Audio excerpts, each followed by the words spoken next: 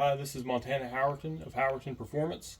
I wanted to make a video for you guys to just show you how our roll bar mount kit comes and the easiest way to install it in your vehicle. This roll bar mount is made by Crossroads 3D, and this is the 6-gang switch roll bar mount. This is how it comes from us. It comes partially assembled to ease in your installation. This roll bar mount can be mounted like this, like so, if you want it further back in your car, or it can be rotated and mounted like so if you want the switches closer to you.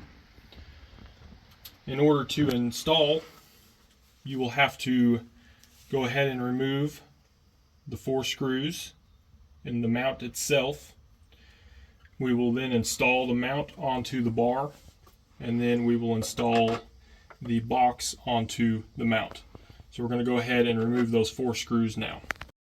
So now we have removed the 4 bolts from the roll bar mount itself. This does require at least 5/8 of an inch between your roll bar and your roof, and you're going to see why here in just a second. So we have figured out which way we want to mount it. We are going to install the top half, and as you can see, it is a tight fit with 5/8 of an inch. We're going to go ahead and put the bottom half up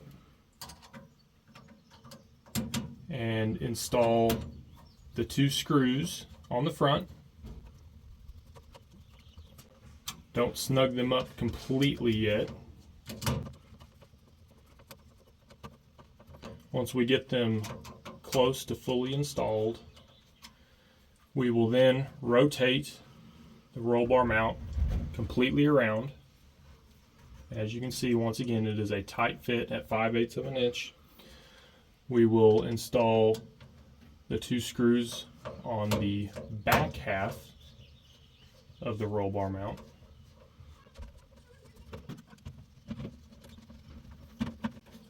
These 2 we will snug up to the finished tightness.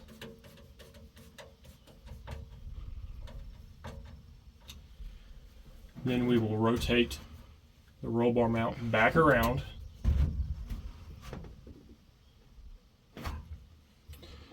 We will then take our switch box, decide where we are going to position it, once again like this.